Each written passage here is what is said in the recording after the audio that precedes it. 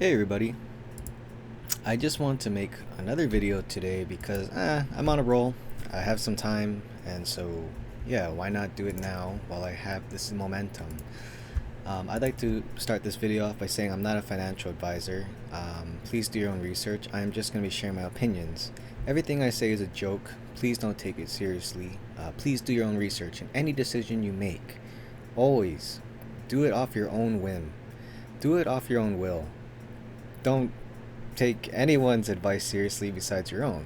Okay? So this is not financial advice. Please do your own research. This is just a joke. This is just my opinion. So with that being said, yeah, I want to make another video today, and this is unstructured. However, despite it not being structured, it's a little bit more structured than the last video.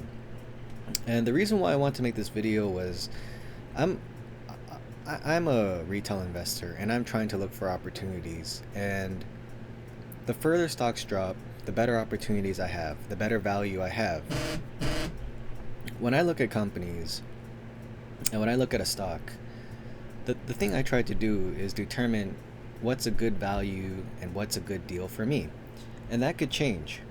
So a little bit about myself is that I'm an early investor in NIO and Tesla. I dig for cigar butts, and this is what I use as a retail investor. I look for turnaround plays, I look for distressed companies that I see a lot of value in, and I look for companies that are undervalued. I generally don't chase stocks that are doing really well or that are frothy. So an example would be I bought NIO and Tesla on the verge of bankruptcy. Okay, so my averages are very low in these companies.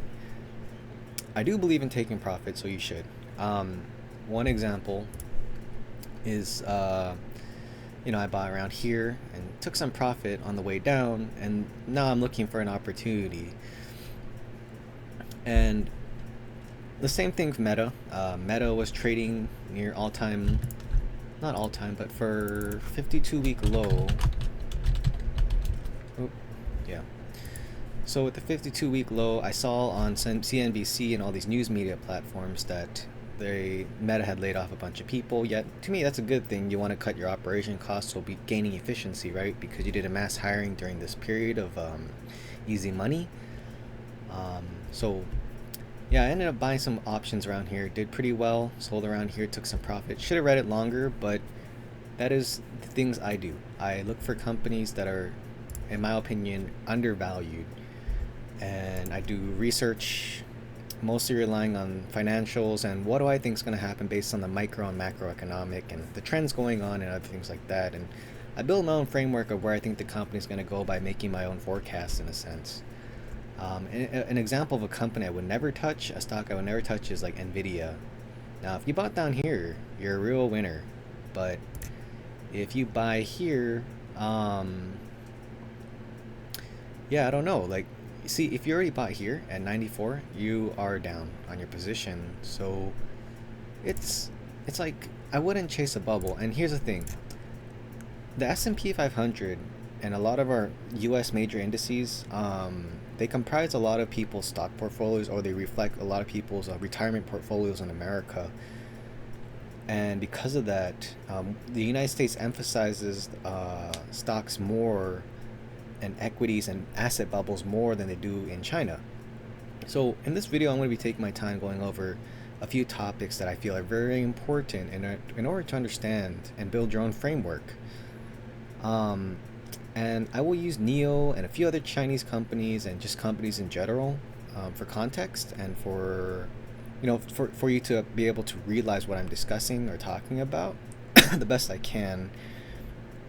But yeah, I'll use it as a reference, as a real life example. But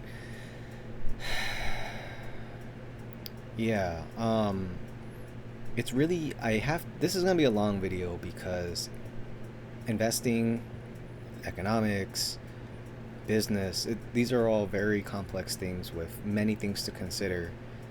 So I will be taking my time, and I will be going over a lot of things. So if you have time and you want to listen to it, sure, put it on background if you want. If not, this is not the video for you. And there's tons of videos on NIO. There's tons of videos on stocks.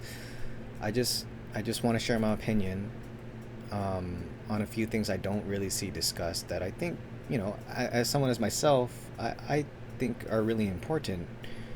Okay, so if you're a hedge fund, or if you are yeah, hedge fund of some sort, and you bought around here, you're doing well. But chasing gains is really hard, because at this point, at 2+ trillion market cap and a revenue of, gosh, was it like 20 billion, 30 billion? Man, you're chasing gains at that point. It's really hard. So yeah, you probably doubled your money if you bought around here, or tripled your money, or gosh, 9 times your money. But yeah, it was good if you bought around here, but it's not that great if you are buying, I don't know, here, right? So again, if you ended up buying here, you're already down on your position. Now it could recover, but is it really worth the risk? It's the same thing with Bitcoin. Like, Bitcoin was a good, like for me, for example, I started buying cryptos around this price right here. Okay, I didn't touch cryptos too much here. I bought some here. Yeah, I don't know why. I guess I always buy on like these large pullbacks, but I'm not a heavy investor in cryptos. I just buy it for fun, just what the heck, why not make a small gain? But yeah, I'm not an active crypto trader. Okay, so, but yeah, an example would be like, yeah, I bought around here, and I think it was 11,000 or 15, 16. Yeah, I ended up buying a 16, 17, 18,000. And yeah, I took some profit along the way, because it's like, yeah, we did surpass the highs of, during the lockdown C virus era, but it's like, look, even if was it really worth the risk? I mean, yeah, I guess here it was, but it could have still dropped substantially lower. Even if this does have a bright future, it's like, at these prices, for me, it was worth the gamble. But like here, ooh, I don't know if this is actually worth the gamble, because what's the market cap? Is it like, gosh, 30 billion or something? I don't know. I think it's much more than that. I'm sorry, I don't. This is how much I really don't follow. Okay. Whoa. Oh, okay. It's like 1.3 trillion. Yeah, so this is a 1.3 trillion market cap. You're wanting to double your money, 100% your money.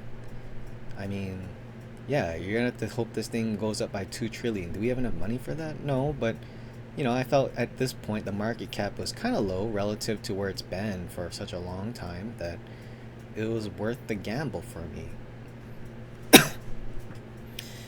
So that is why, for me, I'm interested in a lot of these companies that I feel like maybe they're undervalued. Maybe their intrinsic values could be higher. Maybe they have a lot of cash on hand. Maybe I see a lot of things that, I think could make the gamble worthwhile. So the market cap of Neo around this price, I believe it was maybe from like 70 to 90 billion dollars. But their revenues was like, gosh, substantially lower. Was it like 3 or 4 billion at the time? But now at these prices, I think it's like 10 billion market cap, a little bit less now. Cash on hand is 6 billion to 8 billion. And their revenues, I think, is anywhere from like 6 to 8 billion, so, or 9. And the forecasts, for these things are much better, in my opinion. Even though companies like BYD are, I think I saw on their earnings that they have lowered their forecast, just like Neo. That doesn't mean in the long term, it won't be better, especially as we cut interest rates in the United States, which will allow for other countries like China to increase their purchasing power. So anytime the Fed raises their interest rates, it's like the United States has like IMF and WEF, right? And these are like lenders of credit, so they lend credit towards other countries. And it's good for the United States, because when we have to pay back our debts, or if we want our interest paid by the credit we lend, we can benefit off that by raising our interest rates. But when we lower interest rates, it also increases the purchasing power of others, because they can inflate away their debts as well. But I'm going to get into that a little bit later. Because I don't think I said that right, and I apologize. I'm trying to rush this, and you know what? There really is no reason to, because if you're here and you heard me ramble on, then you're here for the long run, buddy. So I guess I'll just take my time to try to give you like the most informed point of view I can. So yeah, wow. Yeah, this is in Chinese yuan. So yeah, so we have a market cap of less than 10 billion now, and the cash on hand is 6 to 8 billion, and the revenues is 6 to 8 billion, I believe. And I think these things are going to increase year over year. Operation costs, these things can be very dependent. Like for example, during this time, I believe, was it Q1, Q, just 2023 in general was a time of expansion with Neo. Like they're buying their JACs, JAC factories. They were expanding. They're investing in their chips, their phones. They're probably building and retooling their lines for like the newer electric vehicle models and the sub-brand models. So a lot of these things, there's like initial costs. So when I look at this, right, just as a time frame, not really the stock's price necessarily, this company raised a lot of capital. It was on the verge of bankruptcy around here. It raised a lot of capital, and it used all this capital from its raising debt, by issuing debt, or pairing with the Abu Dhabi, and it was able to acquire its factories, which is good, because if you own your own factories, then you can realize more gains, but you also realize more losses too, because you own the factories, unlike having it contracted with JAC Motors. But that's good, because I think it kind of shows that this company believes in the long term, that it'll do well, so it wants to keep as much gains as possible. And they're also doing like a bunch of in-house manufacturing of chips, so Neo will realize much more gains as it increases its sales volume over time, which will reduce its operation costs in the long run, while also increasing its overall profits, right? So I think if Neo, the company, by doing all these things, it shows me that it truly does believe that the company in the long term will be profitable, and that it'll be a successful company, and they just want to set themselves up to succeed in the long run, is how it seems. So I won't get too much into that, because I think other YouTubers talk about this, and it's pretty simple, it's pretty straightforward. But I think the perspective is what matters. And so yeah, when I saw them acquire JAC Motors, I thought that was a good thing. It shows that they don't want to have to rely on JAC Motors to do the manufacturing at a higher cost. They want to realize all those gains and take on the risk, because they see I guess their forecasts are good. They believe in the company.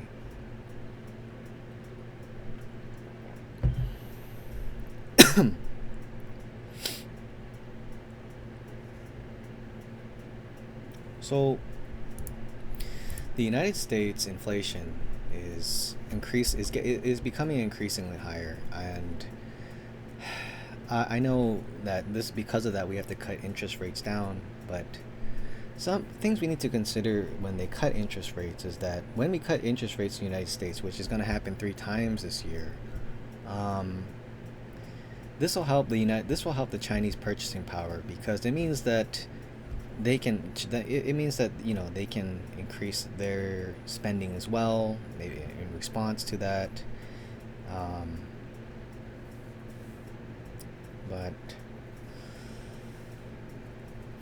yeah, generally what I've noticed is that all the banks around the world, they generally follow each other's, they generally adjust and create their own monetary policies in response or in correlation of others. So yeah, maybe I could go more into this, because I've already lost my track. So maybe we'll just go more into this. Maybe I can have a discussion around this too. I don't know why I keep rushing. I mean, if you're already here, then have your attention. So let's watch this video. I thought this was a very interesting video. You charge tariffs to China, they're going to build their car plants here, and they're going to employ our people. They're right now building big plants because of Biden. They're building big plants in Mexico. They're not. See, the thing is, though, they're not doing it because of Joe Biden. They're just doing that because of all the conditions available. I mean, if you're going to have a tariff of 27% on Chinese electric vehicles, and Chinese electric vehicles don't qualify for the tax credits, then yeah, they're better off building in Mexico and having it. They're having better off building in Mexico and having it transported to the U.S. I mean, Honda does. There's a lot of Japanese manufacturers that do this. That's why if you look in your Hondas, it'll say made in Mexico, even though it's a Japanese vehicle. So they build a big China plant in Mexico, then they sell it across the border with very little tax. It's ridiculous. We want them to build their plants in the United States. We don't want to get cars from China. We want to get cars made by China in the United States using our workers. But it also gives us a big political power. Tariffs are tremendously powerful in terms of stopping wars.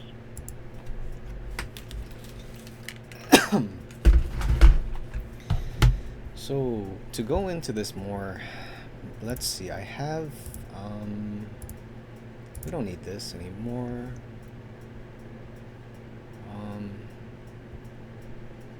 Here we go.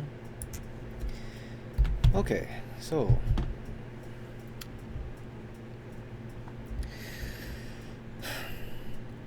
looking at this right here, this is the United States, okay? And yeah, we'll just zoom in here. So looking at this is the United States, and what we should think about is that the real question is that does the United States really, does China really need the United States? And I would say no, we don't, because, well, China owns the means of production. They own the manufacturing hub of the world. They own pretty much all the means of production. They own all the rarest minerals as well.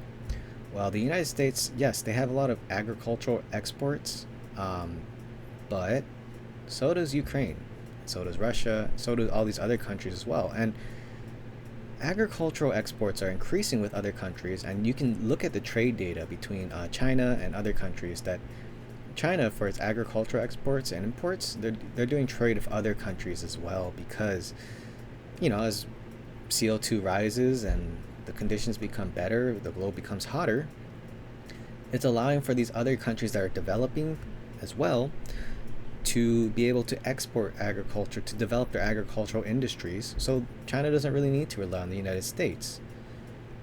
When you look at South America, and when we look at, yeah, see, the United States, it's hard because I want to talk about colonialism, okay? And I don't really know what kind of audience I'm talking to, which is why I feel the need to take my time, why I rush things, why I go over so much. So I'm going to try to just pretend like, you know, I'm trying to explain this to myself at this point. So the way the United States system is currently is that it used to be the manufacturing hub of the world. It used to be the financer of the world, but now China is these things. And this is going to happen with India over time, but in the near future, probably not, because there are just so many reasons why, and I will go over that later in this video. But to go back to the video of Trump, yeah, so China and many other countries like Japan, Japanese, and Korean, they build their factories in Mexico as one place, for example, and then they export their vehicles to the United States, and they both profit. Mexico profits, China profits, and they become closer in connection. When it comes to all the means of production, the skilled labor, the infrastructure, the refineries for all these things that are necessary, it's all in China. The United States doesn't have these things. 95% of all Apple products are made in China too. So Apple's pretty much a Chinese company, in a sense, you know. But it's really hard because Trump wants Chinese companies to build in the United States, and I do too, because the United States desperately needs that. We need China, okay? Like, there's just no ifs and buts about it. We need their skilled labor. We need their manufacturing power. We need their resources. We need their minerals. We need their technologies. We need their skilled. We've lost a lot of that already, and there's just no way we're gonna get it. United States citizens, they don't want to do it.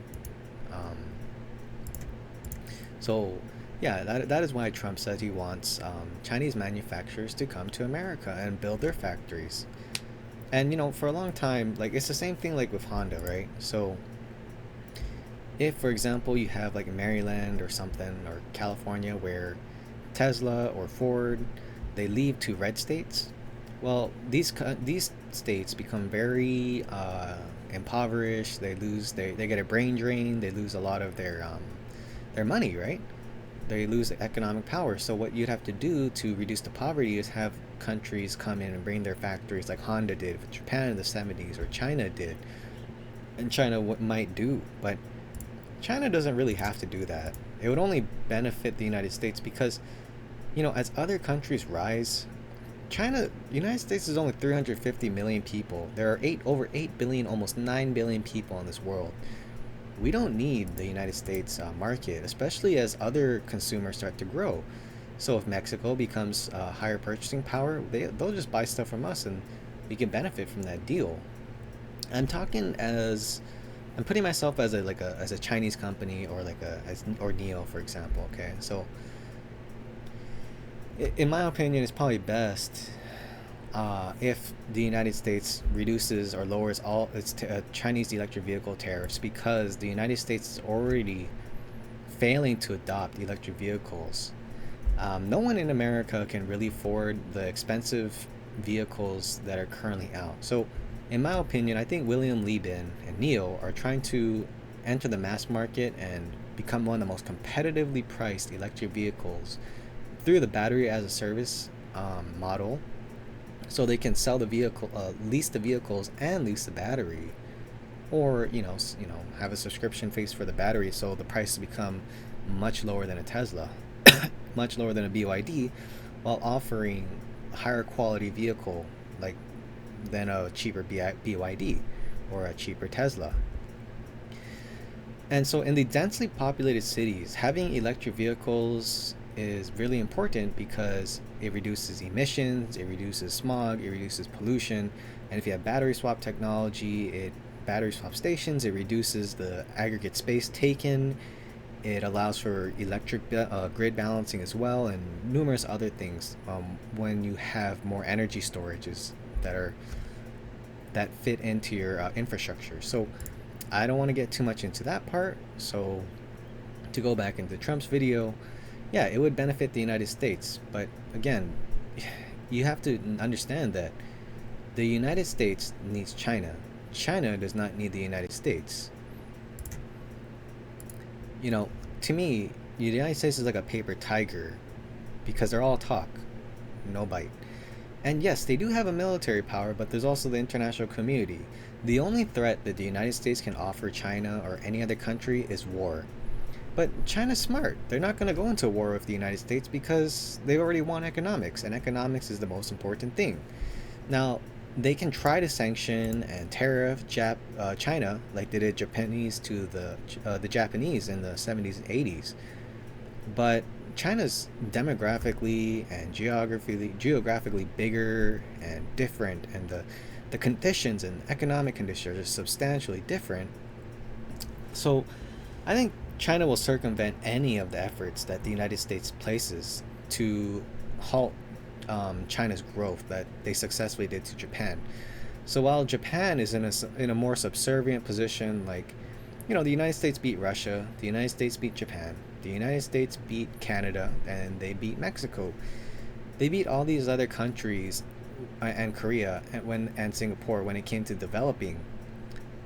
Anytime these countries develop, they have to be lower in a exploitable position, in an unfavorable position, because Japan was leading in chip technology as well, just like the United States is. And then was it not the Paris Accord? That's something else. I would have to I have to remember. But yeah, it was like the Paris Accord, I believe. The Plaza Accord. You'd have to look. I forgot. I'm sorry. But yeah. So anyway, the United States tried to stop the growth of Japan, and they were successful in that case. But anytime countries rise in the value ladder of their exports and imports, but yeah, exports, they're competing with the United States export market, and that's where the United States gains most of their money and their income, through their export markets, through their higher value added items like their financials, their services. This is like their vehicle exports, their higher technologies, high ticket items, high margin items that really benefit this country with low costs of production, especially like tech, right? Technology, high profit, doesn't take much cost. And now you have China leading in like 30 in like 30 out of 70. China 37.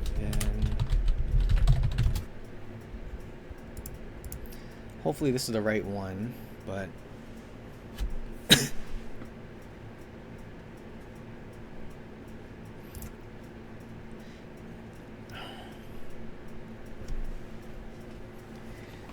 I think I saw this website a while back, which is why I remembered it. But basically, this website talks about how China is actually beating the United States on based on key indicators of innovation and advanced industry performance.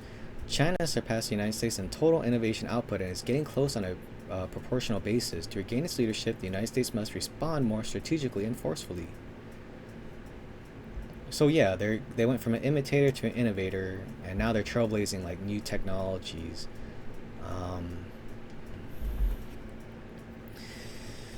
so this website pretty much goes over a lot of the key things like exports, technologies like Alibaba, Huawei, Tencent, their financials. So the United States is like losing in a lot of things like human capital, labor output, technology, 5G technology patents, infrastructure development, um, scholarly published articles, STEM graduates, financial system developments, values of their exports, and things like that. I'm just going on the top of my head, but there's like 37 metrics that they use, I think.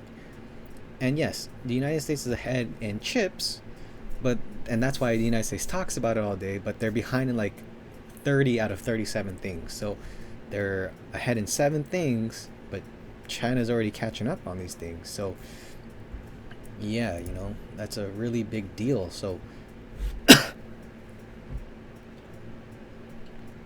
that's why the United States is so worried about China. That's why you see all this negative news about China. Even though, the United States has actually done much worse domestically to its own people. Martin Luther King was probably around when you were born or when you were alive. Or look what we're doing right now in the international community. It's like, or look at the whole thing of Palestine, or look at the whole thing with how we treat immigrants, or look how we treat our own marginalized groups in America, or look how much we fail to abide by the international community. So the United States fails in so many things, and we do a lot of terrible things because we're an empire, we're imperialists, we're colonizers, and that's just the position we're in. We are colonizers and imperialists who won World War II, and now we're just trying to maintain that power while other countries rise. Is that a bad thing? No, but it is. Well, it could be, but it is what it is, right? And it's not bad per se. It's just, it would have been someone else. It would have been Japan if they had won. Okay, it would have been Russia if they had won, but they didn't. So don't get offended. It is what it is. So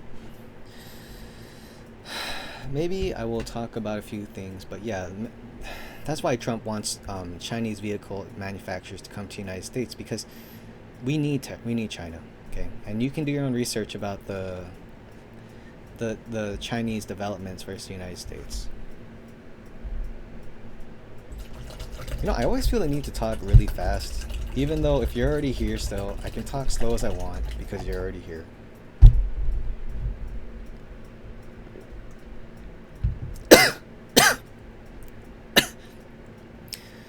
Economic data is really important because it gives us a more realistic reality of things rather than news headlines or media outlets that, sensationalize things or aren't very truthful, right?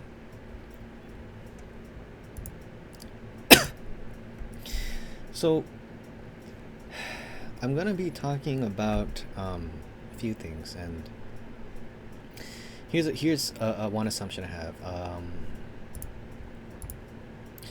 I don't think prices of things in the United States are ever gonna go down to any real meaningful amount, and I think inflation will keep occurring, and it always has occurred throughout history of the United States. I think the Fed and the government just wants people to get used to it. You can use indicators like the Big Mac indicator, or you can use housing versus wages versus soda pop price, for example, or anything like that. But inflation is a tax, right? So the government has like a $31 trillion, if not more, in debt.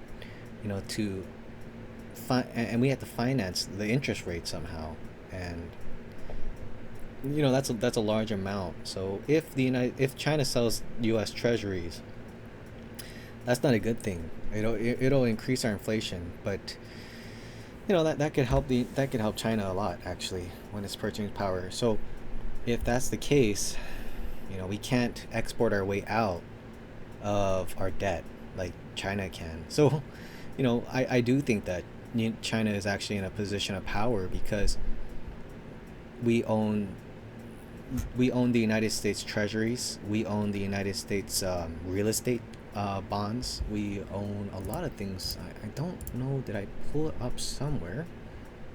Thought it was really interesting.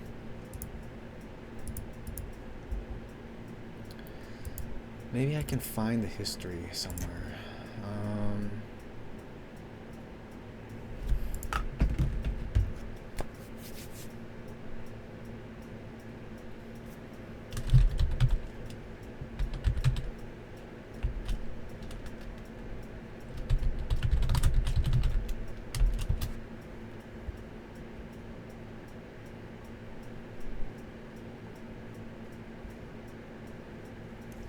I'm gonna pause this video so I can find it. Okay, so I believe that I found it. So as of let's see, maybe I can try to expand this. I can't read this, but I think this is the amount of like China assets that the Chinese own from the United States. And let's see, we got long term. I'm surprised they don't try that. Wow. Okay. So in this article, this person claims that while the Chinese have stopped buying U.S. treasuries in conventional ways, they've increased in alternative ways. So it shows that while treasuries have gone relatively flat in their purchases from China, they've been doing other things like buying different types of debt and corporate bonds or assets from China by using European countries as a holding, like Belgium, for example. So Belgium will go and they'll buy let's see, China reserves has shifted in its dollars reserves from treasuries to agencies and made an increased use of offshore custodians. The available evidence suggests that it still holds about 50% of its reserves in dollar bonds. So instead, the United States has stayed, China has stayed relatively flat, maybe increasing or not, but basically they diversified the types of dollar bonds and the types of assets they're holding, because if they buy agencies instead of traditional treasuries, treasuries offer a much lower yield compared to agencies. So agencies are things like what is that, like your real estate bonds, like what was the name again, like that famous one in 2008. Sorry, I'm doing this on the top of my head. Fannie Mae. Okay, there we go. So like they're buying things from Fannie Mae, bonds from Fannie Mae, and instead of buying treasuries, maybe like the bond from real estates will offer much more higher return on investment, the higher yield, and it also gives them more power too. Scary when you think about it, because that means they could manipulate real estate prices in some way, right? Or not. I don't know too much about that part. So again, just my opinion on a financial advisor. But yeah, basically it just shows that they stay relatively flat, that they're just diversifying amount the types of assets that they hold. But you know, when you diversify your assets like this, it's so like the United States can't just seize its assets like they did to Russia. It also allows for, yeah, again, a higher return on China's investments. So in a sense, like when you look at the Belt and Road, um, you might as well slap the USA on there, because maybe China cannot buy land or certain things like that, but they can have their Belt and Road in a connection through financial means, like having owning a lot of the United States debt in different types of manners, or um, being the reason why a majority of the United States companies are profitable by having like thousands of Starbucks in China, or thousands of Walmarts or McDonald's and Costco's in China, or having Walmart and Target, Costco, Apple, a lot of these large United States companies, brick and mortars, dependent on Chinese products in order to be profitable. Like I think Amazon sells 60% or more of its stuff from China. So yeah, it's like, yeah, if not China, I don't know if a lot of these companies would be profitable. And that's the thing too. It's like, let's just look real quick at Oops. Let's see. How much of Amazon's China-based sellers represent nearly 50% of the top sellers on Amazon. Okay, so how does that translate into revenues? 62 billions as of 2018 worth of Amazon product, contributing 20% of Amazon's total GMV this year. That was 2018. It's probably only growing. Well, unless Temu and Alibaba take away. Let's see. I guess we'll just like, how much of Walmart? Yes. So 70 to 80% of all Walmart's goods come from China. 34% of its stuff from China, but it says 34, right? But if it says it's from Mexico or India, it could also be because like Chinese manufacturers have placed their factories in India or Vietnam or Mexico, and then it goes to Target in a way. So it's like it still goes back to China. So all roads kind of lead back to China.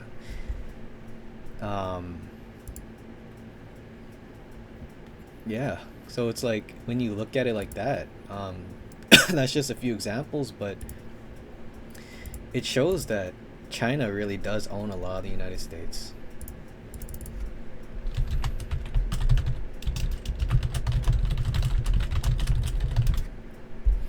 $5,500 McDonald's are in China. How many?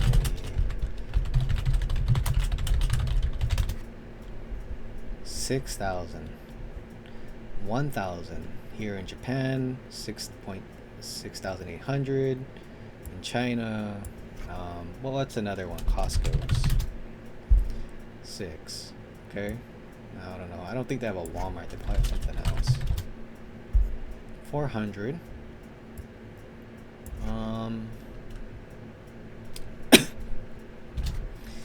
Yeah. So when you look at it like that, right? It's pretty much showing that when you look at a country like the United States, and then you look at their S&P 500, it's like, yeah, they're reaching their all-time highs. But how much do all these companies rely on China? So without China, I don't know if we could have these types of evaluations. So let's see, S&P top.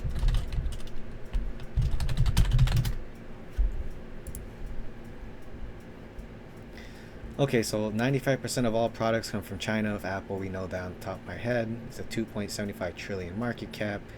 Microsoft relies substantially on China. We just saw that Amazon relies 50% on China. Nvidia, I believe, relies 30 or more % of revenue from China. Tesla definitely relies heavily on China. Like their arm and leg is in Shanghai. Meta relies 10% of its revenue on from China from advertisements, and yeah, the list goes on. So you see that it's like no matter how much you try to decouple, there's just no way it's gonna happen. But and this is why China is leading in 30 out of 37 things and poised to surpass the United States. It's just history. I mean, can't really fight it, and it is what it is, right? You can either be upset and nothing's going to change, or you can try to ride the wave and see if you can benefit from it somehow, right? Everyone's supposed to carve out a piece of happiness for themselves. So I don't think inflation can ever go down in the United States to whatever idea we wish we could have, which means that we're just gonna have to get used to the new interest. We're just gonna have to get used to the lower interest rates. We're just gonna have to get used to a lower interest rate environment. We're just gonna have to get used to having a high inflation rate. We're just gonna have to get used to having lower wages. And if you look at things like from the international community or the World Economic Forums, they kind of lay this out on how it's gonna happen. And some people try to make it seem really bad, but a lot of these people, like, it can be bad for certain people, but it's not bad for everybody. But if you come from a privileged point of view, you have a lot of things to lose, right? But if you come from a economic background that isn't so fortunate, you have more to gain. And this is just a natural byproduct of globalization and countries developing and imperialist countries deleveraging as the world becomes more equal. Is that bad? To have a more fairer world where one country like the United States that relies on plundering loses its privileges while other countries gain back their fairness and start realizing more? I don't know, because the United States trade and how we do things to other countries is we pay a penny and we get a dollar back. And that's just the way we set up the colonial structure. So I remember seeing this thing Elon Musk said, like, oh, after post World War II, the United States helped, a lot of parts of the world recover, which is true, but it's because it gave us the opportunity to set up these structures that benefit us. Because without slaves, what's the point, right? We're just going to put the work in. So there's a lot. It just has to do with a lot of context and a lot of perspectives. Then you start to understand like why the United States did things the way that they did. And yeah, if you don't help these countries redevelop, then how are you supposed to exploit them like we do with China, or we do using our dollars? So I know a lot of people are saying that the Fed won't lower interest rates, but I think that they are, because there's too many companies in the United States going bankrupt. And if the United States does want to compete with China, that usually comes from your growth companies, your small cap stocks that eventually will become the next Amazons, the next Apples, the next Googles. So these companies all rely on China. So jokes aside, yeah, you need lower interest rates for these companies of high debt, because they need money so they can keep growing, because they're not profitable yet. A lot of companies aren't profitable, and they will be one day, right? But you need lower interest rates so they have better economic conditions to work with. You need more consumers out there by lowering interest rates so more people have money. You need lower interest rates so these companies that are growing can raise capital much easier. You need lower interest rates so there's more money circulation in this world, so these developing companies can acquire and trade with other countries for their goods and services to bring back to the United States and help their own country. So yeah, when you do that, it's gonna benefit. I think it's gonna have to happen. We're gonna have to lower interest rates. And when we look at interest rates, once you raise them, they just drop down tremendously. Okay, so I know that people think that 5% is relatively low to the norm, but that post 2008, we have never had interest rates this high since forever ago, right? 5.5, 5.25.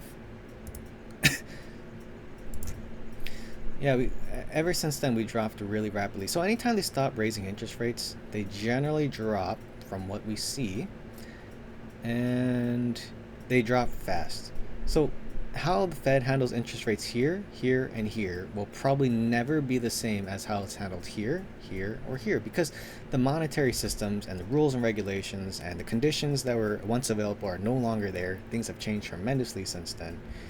So I do think that once they stop hiking interest rates, and when they start dropping interest rates, it's going to be at a rapid rate because, well, you kind of created like a doom loop effect. So it's like once you have a snowball and you roll it downhill, that thing's just going to pick up a lot of momentum because, well, because of how interconnected the economies are globally, it just has to happen. Let me see if I can explain that better. Gosh, I should have scripted this. I should have. I'm doing this on top of my head. I'm tired. All right. Okay. So because there's a lot of mechanisms with our financial system, if you were to lower interest rates here, then as a result, then Chinese banks, for example, or the China Bank will lower their interest rates, for example, or start allowing for quantitative easing as well, or maybe they'll do a lot of things in response immediately because of how um, digitalized our financial systems are.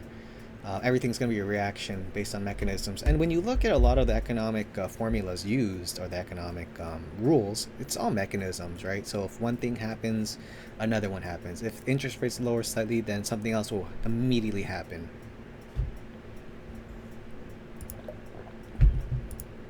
So when you lower interest rates, it's going to help increase the purchasing power of the Chinese yuan versus the dollar. So looking here, we have the Chinese yuan versus the dollar.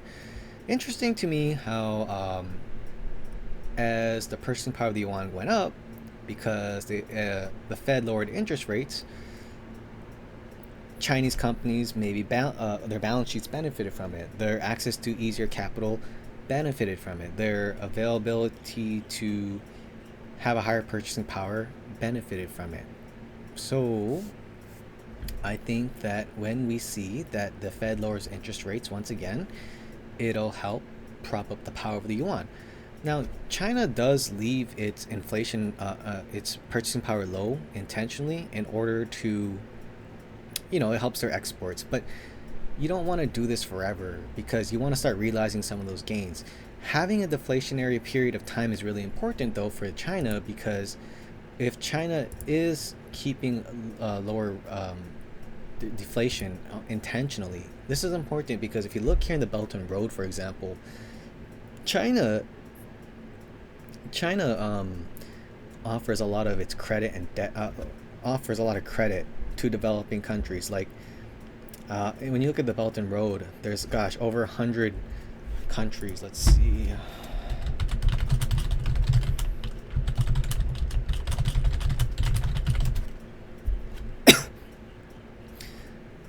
So 150. I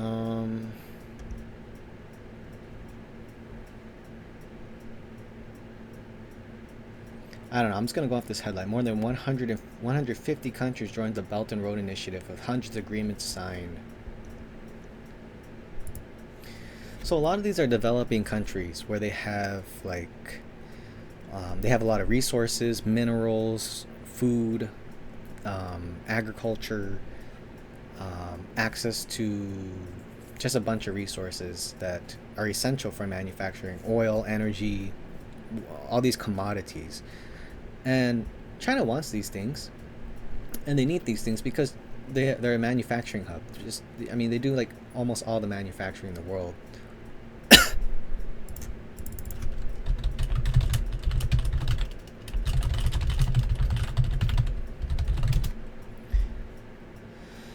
Okay, so China makes up 28.7% of the world's manufacturing output. Okay, so that's a large portion. So they're the manufacturing hub of the world, and so China needs these resources from Africa, from not Singapore. I don't know, a lot of African countries, parts of Europe, things like that. I'm sorry, I don't know for sure. I'd have to really look at that. But the Middle East, things like that. So the best way to do it is that China can lend credit, lend money, build infrastructure and things like that. But a lot of these developing countries, they can't really afford to pay back their debts and their interest on their debt at all the times.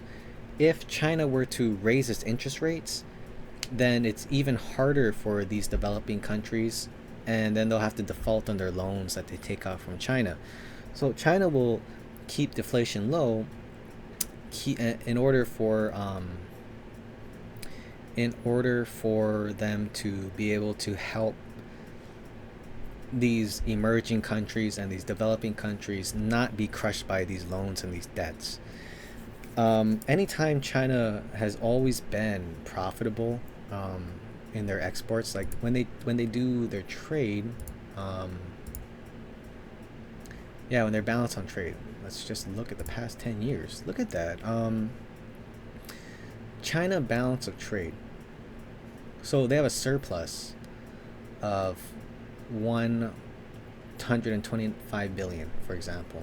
Anytime they have like a surplus, they'll just reinvest it, whether it be in U.S. treasuries or Japanese treasuries or Japanese agencies or United States agencies, or they'll reinvest their money to help developing countries. So they'll do things like infrastructure, Chinese infrastructure for minerals, or Chinese infrastructure for fruit, or Chinese infrastructure for commodities, or they'll loan money so they can help build these things, and then they'll help these countries be able to participate in the global economy, and then they'll pay back the China.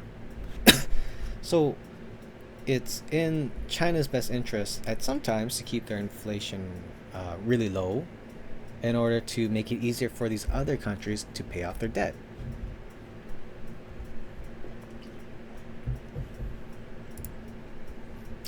But as these countries develop and as China strengthens itself, then I expect the purchasing power of the yuan to go up even more as more countries start trading yuan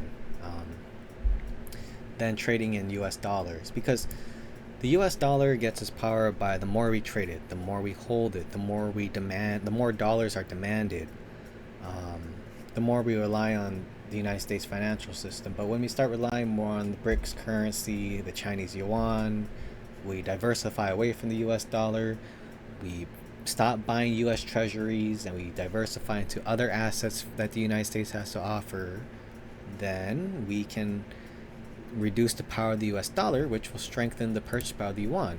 But this needs to be done carefully. It's a balancing act, because you don't want to get these companies you don't want to get these countries bankrupt, right? So a good way to look at this is that all these countries are like companies, and this China is like an exporter of goods and services, highly profitable, and then uses its dividends and reinvests into the company, and reinvest it into other companies that can help boost its overall profits, while the United States is in a position where they were just so ahead. They're like the Walmarts of this world, and they got all their cheap goods from China and they resold it to the world. But it was a ripoff. It's always a ripoff because of the way the colonial and imperial structures were. So yeah, as that dismantles, you can't stop inflation in the United States. Inflation will have to rise as a result as these countries develop, which is why they want to stop the growth of China so much. But when you stop the growth of China, you're not only stopping the growth of China, you're stopping the growth of all these developing countries. So the United States does offer things through like the WEF or the IMF. They can loan money, but the transactions are the contracts are generally unfavorable, which is why they pick Chinese contracts instead, because they're just much more favorable in their deals. They can offer lower rates, lower prices for more.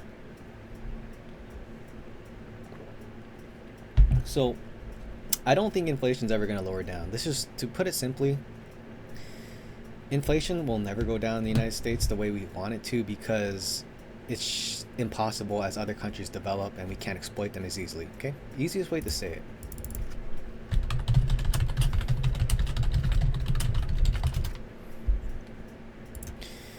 And then here's a physical way you can look at it. Yeah, inflation has just never gone down ever since then. Okay, best way to put it. I mean, yeah, it goes down here and there, but it's the purchasing power is the real way to look at it. Historical chart here, see? So it'll just keep going down, and you know, this just it is what it is. It's not bad. It just it is what it is. Okay.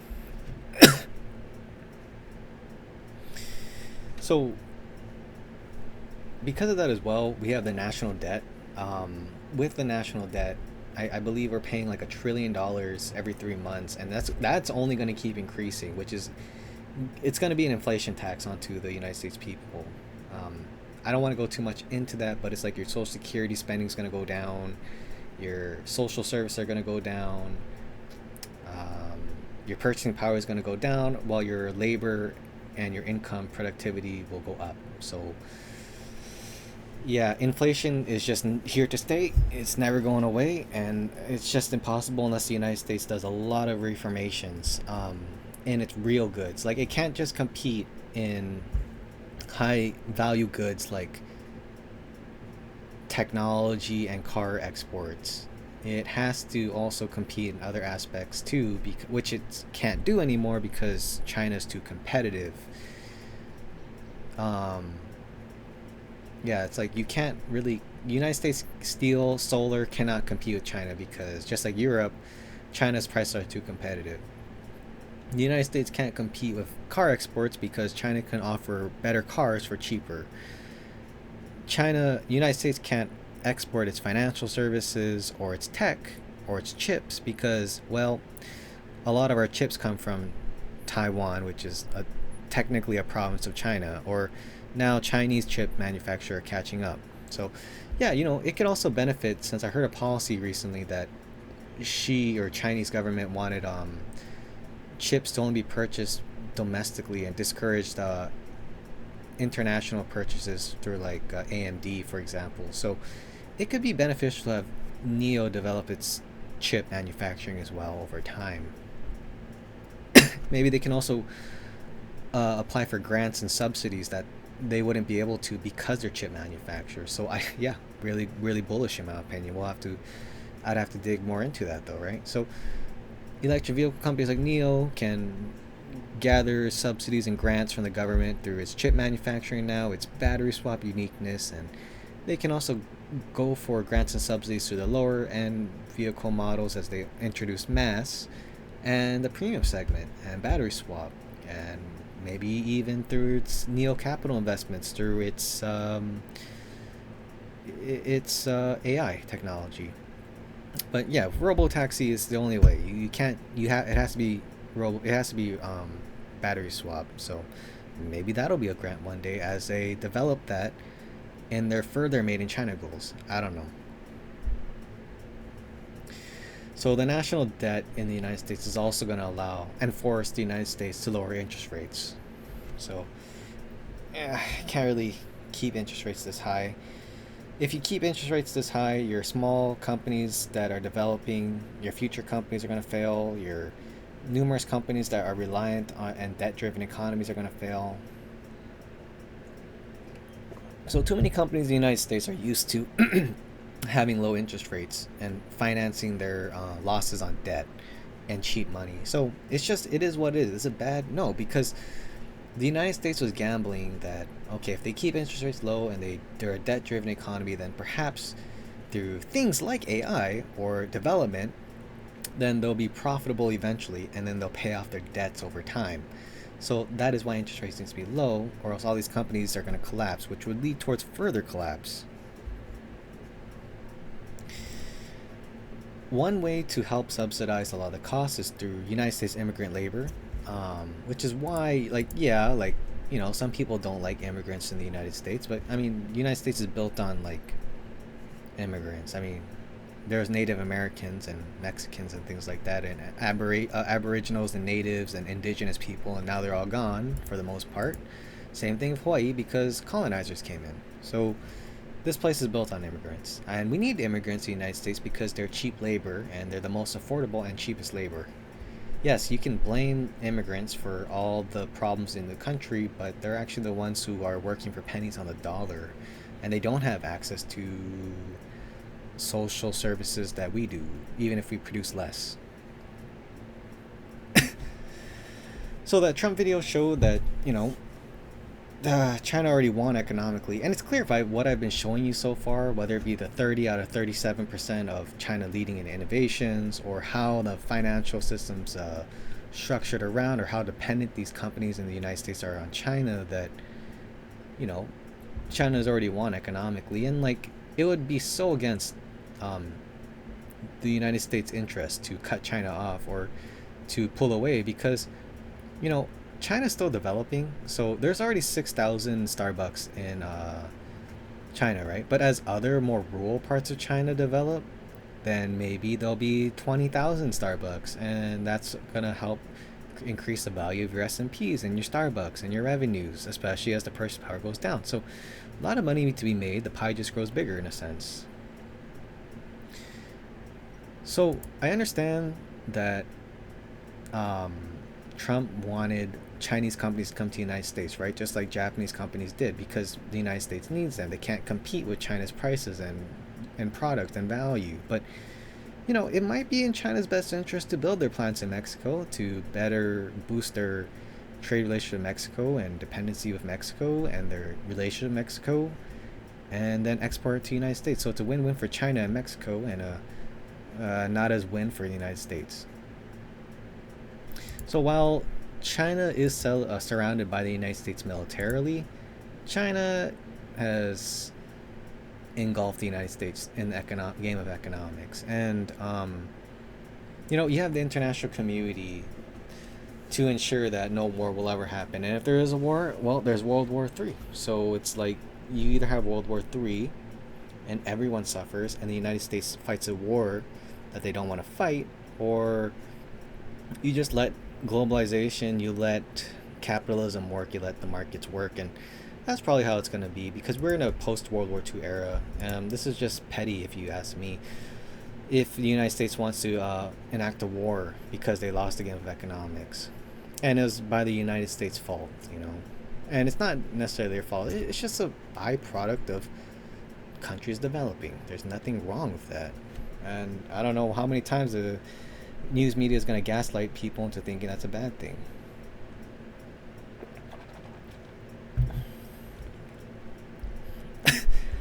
Because there's billions of people around this world starving. So it went as China grows and all these other countries rise. The rising tide raise all boats, which helps all these countries and even us. They can even help us. Like, we rely on China for our privileged lifestyles. Without Chinese goods and labors and services, we wouldn't have access to our lavish lifestyles that we have in the United States.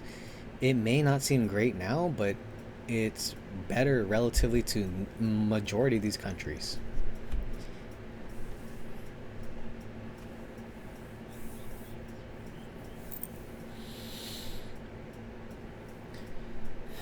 So, and also too, it's like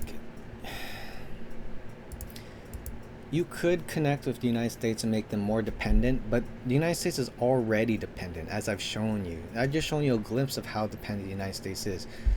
And if you work with the international community, Mexico, South America, it's much more effective in actually building your voting power and your economic and social power globally than working in the United States directly. Like, you're better off facilitating, like, hey, Canada, work with me and we can sell to the United States and we can become interconnected. Hey, Mexico, you're developing, you need help? Like, here, I'll bring you my manufacturing and trade. You export and help your own people, and you profit off the United States and South America and Canada. You give us some profits and boost your own economy, and you help us all out. So that builds their relationship here. You can build leverage over the United States by not being so dependent on them and building your dependency on other investments around this world. So, yeah, China is diversifying away from the United States. The United States is not diversifying away from China. So let's look at the MIC 2025.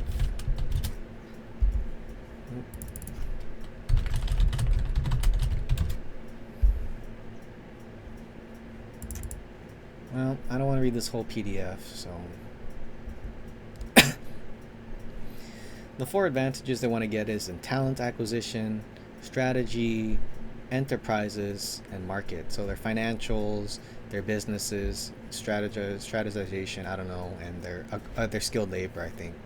10 key sectors include railway, high-tech ships, aerospace, numerical controls, new information technologies, energy saving, new materials, medical services, agricultural machinery, and power equipment. So odds are if you're a company in China and you do any of these things, you'll benefit. You'll get subsidies and grants, just like United States countries do too, companies do too. So NEO is a few of these things. I don't want to go too much into that though.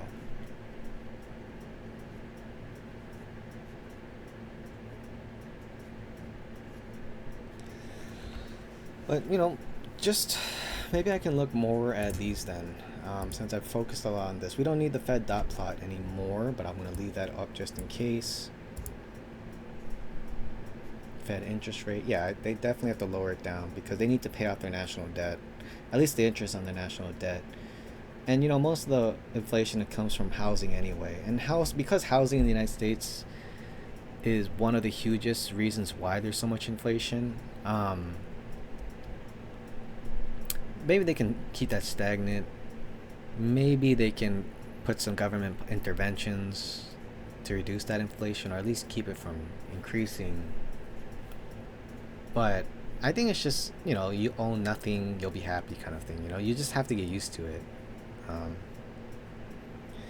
that's just how it's been in the United States. Our purchasing power keeps going lower and lower, and we just have to get used to it. Because I think the Fed, when they calculate inflation, they generally look at things like inflation for foods and utilities, goods, services, and home prices and rent.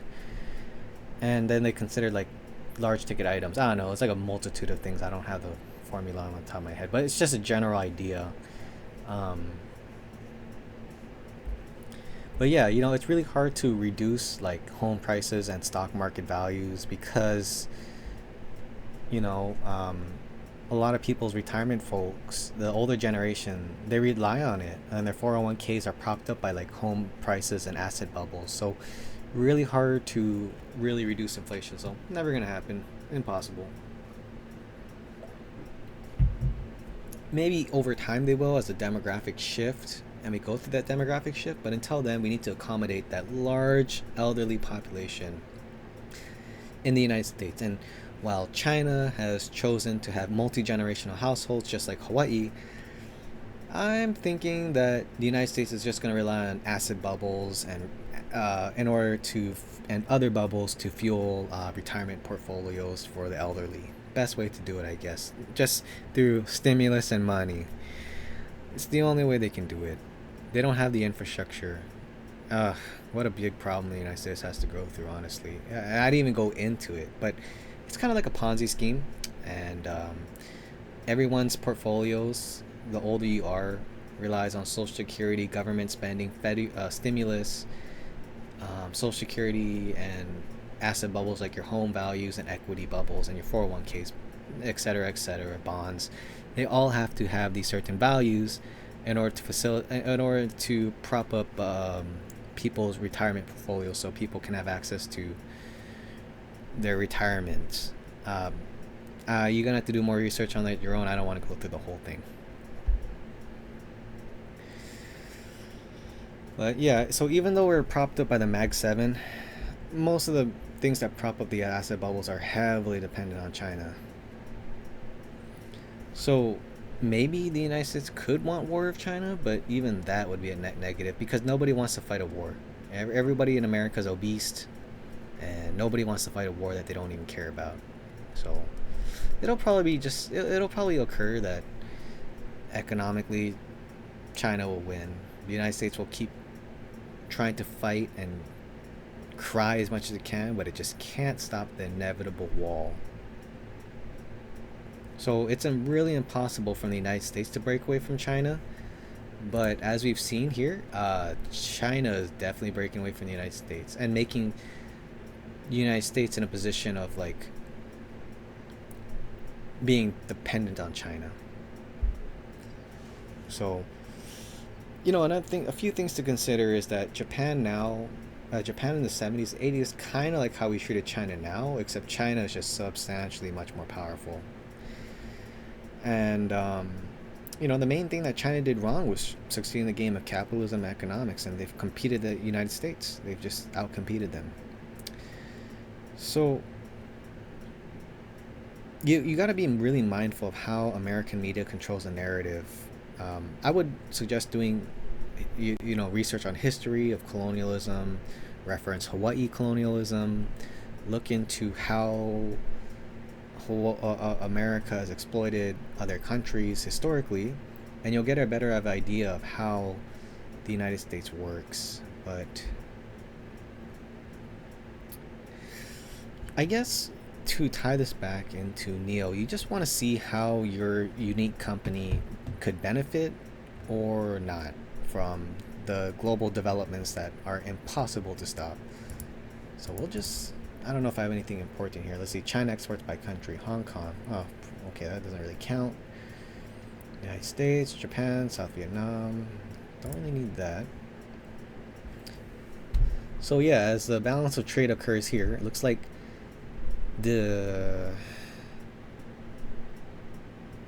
so as China trades with the United States, they're in a surplus. And then they use that profit to reinvest in its country and other countries. And it's been at a historic surplus because, they offered dollars on the pennies on the dollar.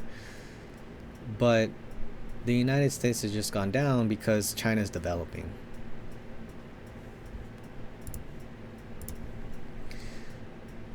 So while electric vehicle exports have slowed down a little bit, I think it's going to start ramping up, as the Fed cuts interest rates, right? So it definitely picked up when the Fed cut interest rates, and I think it'll ramp up once again as the Fed cut interest rates again.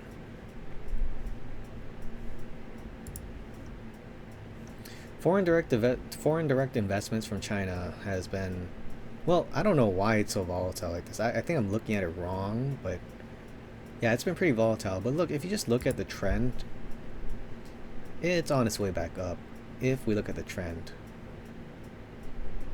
Though you would have to look at this part yourself because I'm not certain why it's like this. Foreign direct investments within the United States has actually gone down. So if you look at it from a 10-year chart, while it has kind of gone up, it's kind of been frothy and looks like it's kind of plateauing, eventually slowly going down. Looks like it's trending down actually. And when you think about the economy and the global economy, it kind of makes sense why it could be trending down over time. There's just so many better investments out there, especially as the dollar weakens, and there's been so many downgrades by S&P and things like that. So yeah, I think that foreign direct investments could slow down or drop down over time, or at least stagnate, while foreign direct investments for China are on the uprise again. I mean, just following the trend, but I think it also makes sense when you consider the global economy. GDP forecasts have, the United States has negative here in 2020, negative in 2009. Very interesting how this correlates from 2008. But yeah, I don't know. GDP is very interesting because China's housing market crashed. The bubble has popped intentionally. Like the real estate bubble in China has popped intentionally. And maybe I'll make another separate video for that to go way more into it. But despite that, I think China has beaten GDP forecasts. Let me see. China GDP beats. I think I read this somewhere.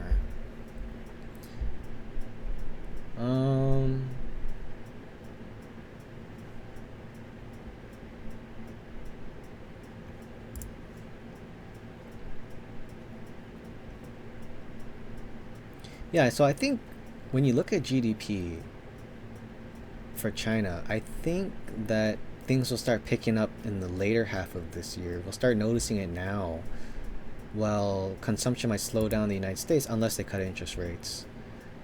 So even if the United States didn't cut interest rates, I still think that Chinese consumption would grow. But yeah, I don't know. I think China beat GDP forecasts, but I don't know for sure. But yeah, their GDP, they're on track at least, I think. While the United States, they're on track, but their GDP rate is much lower in terms of percentage gain, but also what makes their GDP rise over time is heavily being contested, which is their higher value added goods and services and things like that. So the higher value added, the higher value chained items that they export are being competed. So I do think that the GDP in the United States could, you know, slow down as well over time. But I don't know. Well, I'd have to do more research on that and come back to you guys. Okay, so auto exports have slowly declined over 2016, and I think this is going to continue to decline over time as well. Um, while China's rises. So despite cutting interest rates, yeah, auto exports still went down, while China's went up. But you know, I think when you just consider all these things, I think the conditions are becoming more favorable for Chinese companies in general, not just Neo, but Chinese companies in general. So these are just some of the small things I consider, and then I'll probably be making more videos following things like the recent moves in China, where a bunch of United States CEOs went to China, or Janet Yellen potentially asking for a bailout from the Chinese government for its national debt. A lot of things are going on, so I'll probably make more videos later, but I'm sorry. This is unscripted. This is not financial advice. It's just my opinion. Please do your own research. I apologize for this being unstructured. These are just some of the small things I consider, and perhaps maybe I'll build a framework for you guys so you can better have a bunch of things to consider and then build your own forecast. So everything, when you look at, you just have to figure out like where your company is, what your company does, and whether they benefit from the way the world's moving or not, and where is it within all of that. One thing to consider heavily is that the United States needs to adopt electric vehicles, and we failed to live up to the set agreements of the international community and those that we set by the Paris Agreement. So, oh, sorry, and earlier with Japan, it was the Plaza Accord. I'm sorry. It was the Plaza Accord. I forgot the right name. I'm unscripted. I'm sorry, top of my head. But we need to understand that when the United States has, with the United Nations and the United States, we set goals by the Paris Agreement and the international community. We failed to reduce our carbon emissions. We failed to make climate change adoption and mitigation tools. We have failed to adopt electric vehicles at the rate that which we agreed to. So we may need Chinese electric vehicles to ramp up that rate of transition. Because if we don't, it could mean the end of the world as we know it today, which is good or bad, okay? So with that being said, not a financial advisor, please do your own research, and thanks for sticking around. I appreciate it. Please, if you have any questions, I will gladly answer them, because unfortunately, this is such a complex topic that I could probably speak to you guys about this for hours. And I think my next video is going to be more scripted, but this one is just another one where I wanted to speak about things on the top of my head. You know, just for you guys to get a better idea of what things you could consider looking at when you make your decisions, rather than listen to headlines or YouTubers who just talk about a weekly delivery number, okay? So with that being said, please do your own research. And if you want anything for me to focus on specifically, please ask, okay? I will gladly make a video about that. And, you know, yeah, just my opinion. Please do your own research. Not a financial advisor. This is just a joke. Have a great day. Thank you.